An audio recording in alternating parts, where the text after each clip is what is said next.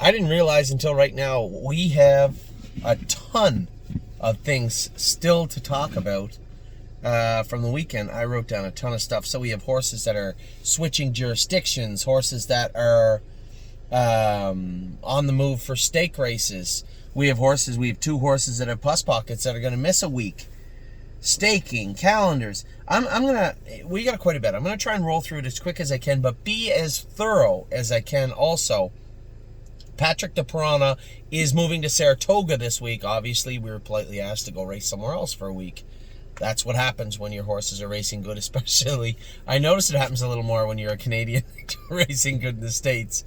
So Patrick De Piranha will race in Saratoga. Those of you, my partners on Patrick De Piranha, this is a good horse. It's not one of these situations where I don't want to go race in New York. If you want to sell your share of Patrick De Piranha, go ahead. But this is a good horse. He's going to race all over. And a little sneak peek. I know that Mark Beckwith was contacted by Prince Edward Island about coming to the Gold Cup. I said, Mark, if you feel comfortable taking the horse to the Gold Cup, take him. I'm sure you're not going to have any objections from the stable.ca about bringing him there. So Patrick De Piranha may be heading to PEI in August. But for right now, he'll be racing in New York. So please make sure you have your licenses done for New York this week. Now, LD's Patrick was not getting in Thursday. They were going to carry the class over to Friday. I can't be there Friday, so I told him no. Don't enter him Friday. Jason is going to race the horse in Scioto on Friday, I believe, is when he's going to race. Now, I can't be there on Scioto on Friday either, but Jason knows where everything goes. It's an easier class. This is a good spot for LD's Patrick. Jason and I raced this horse together in Miami Valley. He knows everywhere everything goes on this guy. So Tim's done a great job. The horse tied up a little bit his last start. His liver was high. He's been working to get it down. I wanted to race him, but at the same token, I want to keep him under our wing as best we can. No, I can't be there, and I can't always be there. But I believe Tony Hall and LD's Patrick will fit just fine. Walk on the Moon is racing Wednesday. And somebody say, well, he's back in 4 days. That's a little hard on him. Well, considering he never really tries 100%, I don't think it's super hard to do it once. He's back in 4 days because Tim really thought he'd be first or second on Saturday, which would elevate his money and push him out of that class. So he double entered him. We do this from time to time. He double entered the horse. He's back in to go Wednesday. I hope he does well. He is going to Kentucky. So make sure if you own more than 4% of Walk on the Moon, please pay attention. You are going to need a Kentucky racing ownership racing license. You can get them quite easily online, I believe. And he'll be racing at Oak Grove Raceway in about 10 days. I'll be down there. I'll drive him. I'll be down there with a number of horses we're about to talk about. We can talk about them right now. Unbeatable Kemp is going, after this week, is going to Kentucky to race in Oak Grove. So is Blue Bayou Dio.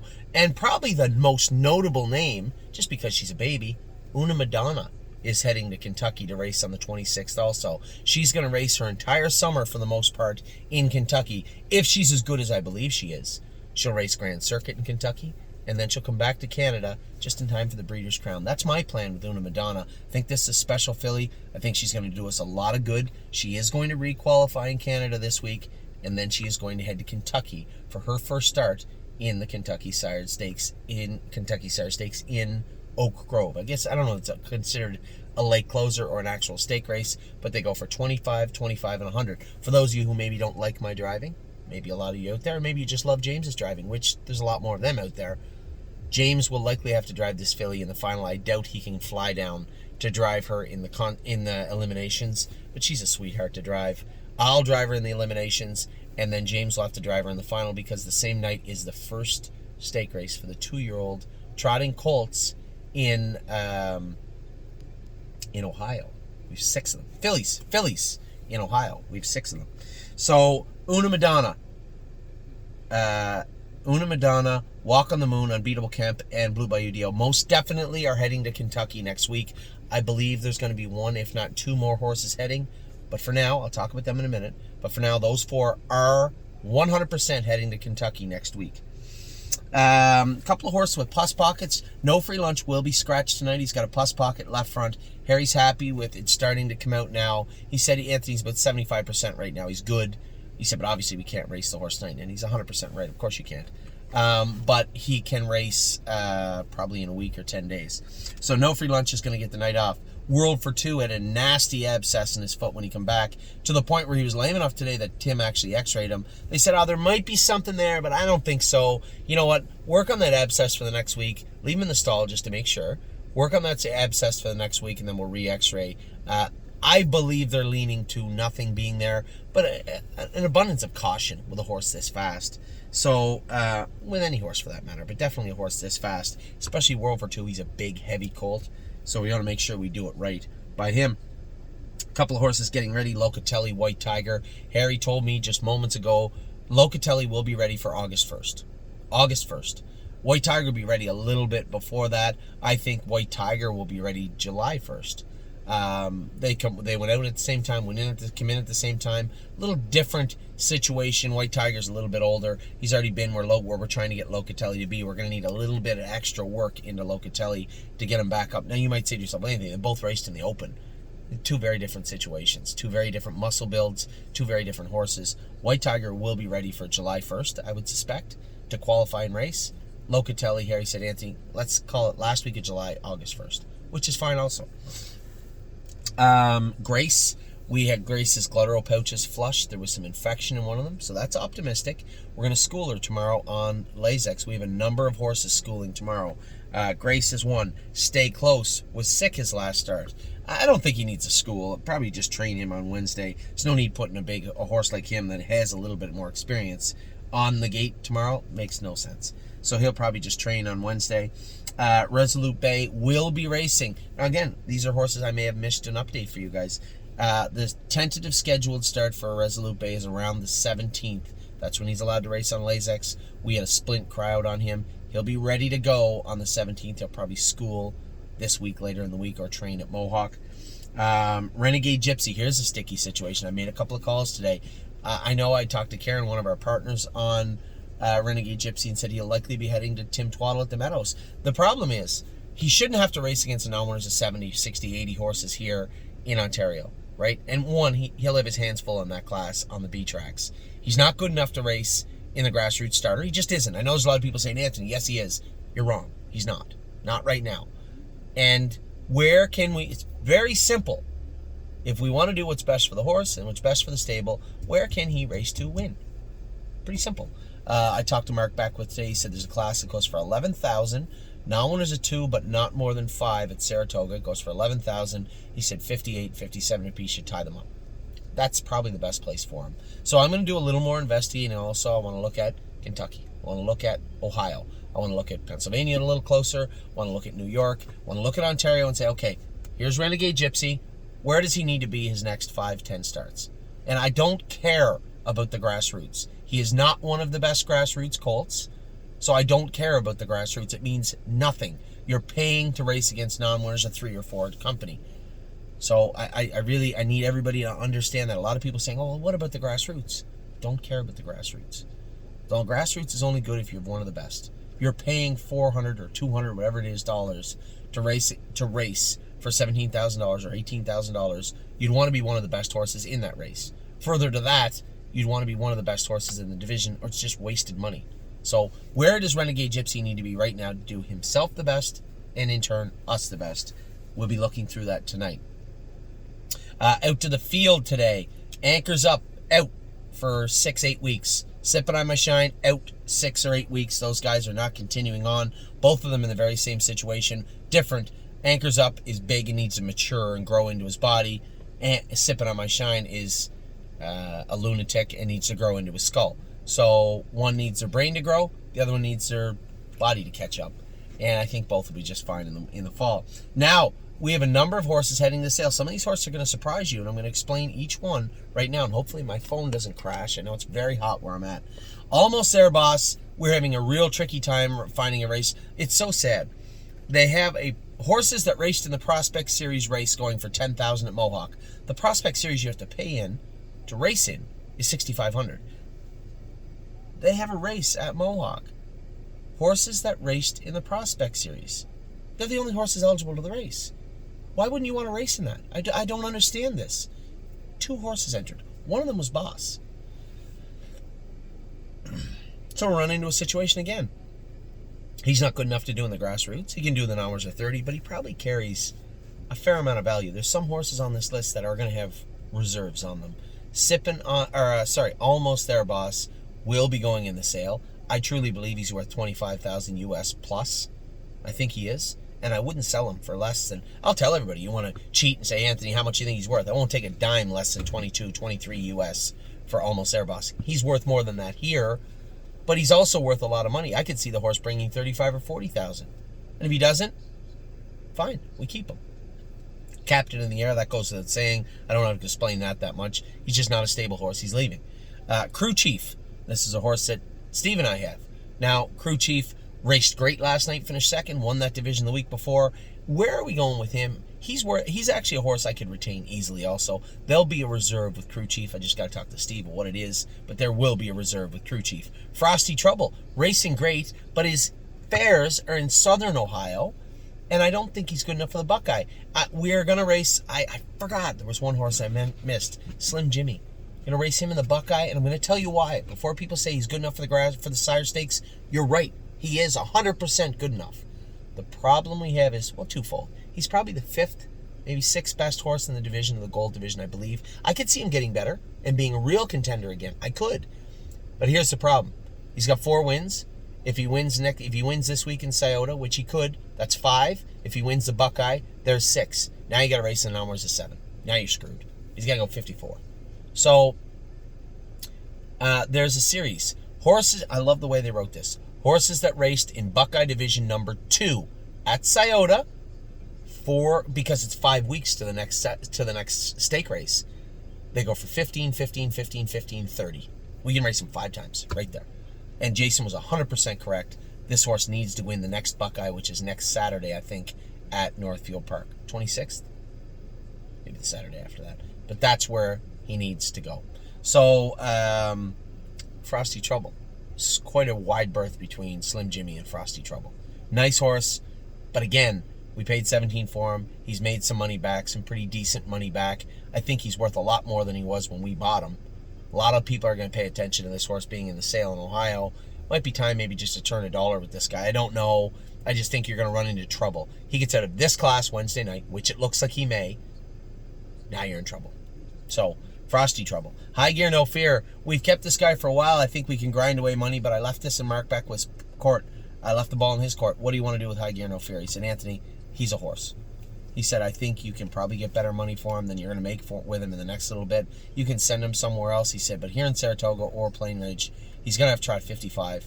I don't know if he can. He tried a 56 and 4 the other night. This horse shows good miles and a half, 5/8, 7/8. He carries some value. Yes, we're going to take a haircut on this guy. That's inevitable. But I think he's probably a horse we should probably move on. And as I say these horses' names, I'm looking to buy also. Find me horses that have a place to race right now and do well, and we will purchase them. But the horses on this list are going to struggle right now. And I'm going to tell you exactly why with all of them. Now, Crew Chief isn't going to. The next horse on the list, Laugh Now, probably isn't going to struggle. But after he gets out of that series, and he could win that series, but after he gets out of that series, then he is in trouble. Here's a horse that we could sell online, right? So size doesn't really matter. We could sell him online. Full brother to Alarm Detector. Shows winning in 2 minutes, trotting in 58, trotting the last half 56 and 3 at Mohawk. A lot of upside to a Laugh Now. The problem is that we have a ton of 2-year-olds that are now qualified. I can't, in good faith, start entering Laugh Now in the hours of 1 and hours of 2 when we have 2-year-olds to race in there. So, yep. Laugh Now is also going in the sale. So now we had Frosty Trouble. I told you why. High Gear No Fear. I told you why. Laugh Now. I just told you why. Because that is where he needs to race right now. That is where he needs to be right now, is in the sale. Yes, this series is great for him. He'll do very well. We sell him after the 3rd leg also. Again, you have that added value. People saying, geez, he's one of the favorites in the final. We should scoop this horse up. So again, more added value just on the timing of selling Laugh Now. Now, a horse that I'm really torn on, because I love him, is Levitor. This is a 25 or 30 claimer that there isn't a 25 or 30 claimer for here. And in fairness, he can't beat the 30 claimer in Northfield Park. But we're going to bounce around. We raced for $7,500 Canadian funds the other night at Georgian. There's no classes between there and the non-winner, there and the preferred two for the most part at Grand River, and I don't know that he could win a preferred two. This is a horse that I wouldn't sell for less than $25,000. I wouldn't, because he's worth that, and I would bite my lip doing it. But again, you're going to run into trouble here. We need paths forward for our horses. You know, we've changed the way we've done business this year. A lot of people have been upset about that. A lot of people have been very happy about that. It's very simple. If we have a path forward for a horse, great. But if we don't, there's no good for the horse, there's no good for us, right? It just doesn't help us out. So people might say, well, there goes own a little, love it a lot. You know, now you're just worried about value and you're just worried about making money. No, I just decided that I don't really want to lose races consistently in the hopes of winning, right? When we go blindly into a condition, blindly onto the track, and we don't care if we're 10 or 12 to 1, it says a lot about the way that we're managing the barn. I think, and I've shown you, all of you, there is a way forward for the stable to do very well. But we need to manage our team, much like a baseball team or anybody else, any other professional team. We need to manage it in a way that we can do well. And I think all we have to do is continue to focus on horses, buy horses that have a path forward right now, and move horses that don't. It's as simple as that. So Levitor, I'm torn, and there is going to be a reserve on him, but I think it's probably best we have a look. May Lose Control, you guys know why. I don't have to tell you why. Same reason as Captain in the Air. It's just a horse. Nice little horse, but just a horse. And not going to be a stake horse. And somebody said, well, just because he's a stake horse doesn't mean he's not a good horse. You're right. But he can't win in the conditions either. There's no 2-year-old pace he's going to win right now. It's not written right now. And even if they rode it in Grand River and they filled it, I don't know if he could win. He certainly can't win one at Mohawk. He can't win a straight maiden.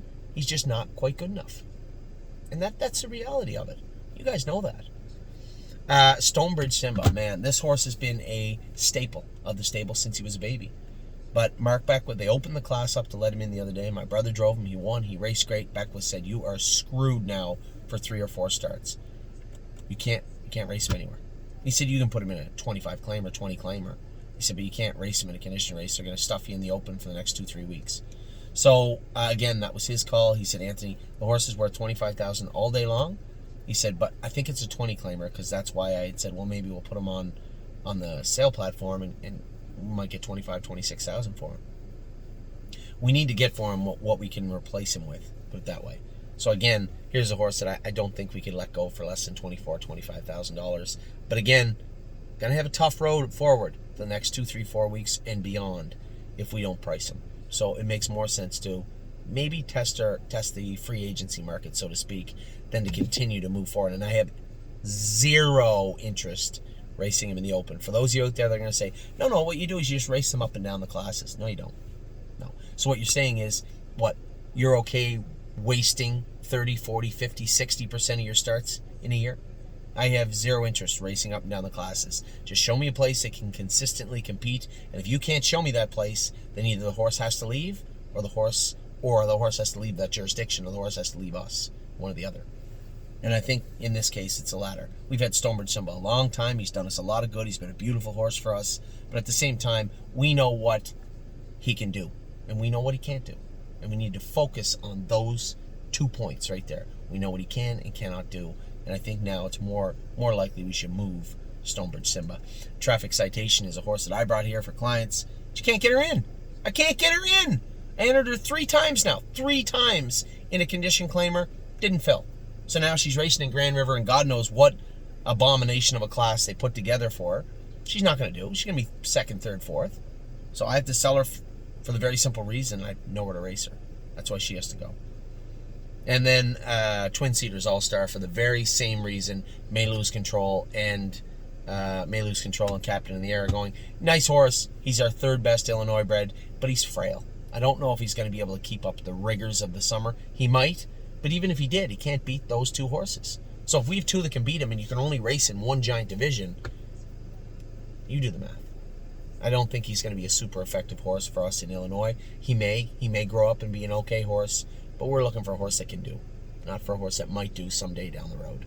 So Twin Cedars All-Star will also be going on the sale list for the preferred online sale. That's 11 horses. Almost There Boss, Captain in the Air, Crew Chief, Frosty Trouble, High Gear No Fear, Laugh Now, Levitor, May Lose Control, Stonebridge Simba, Traffic Citation, and Twin Cedars All-Star will all be offered up for sale a week from today. I'm sure there's going to be dialogue. I'm sure there's going to be questions. I'm happy to answer them all. I'm happy to talk to all of you. But for now,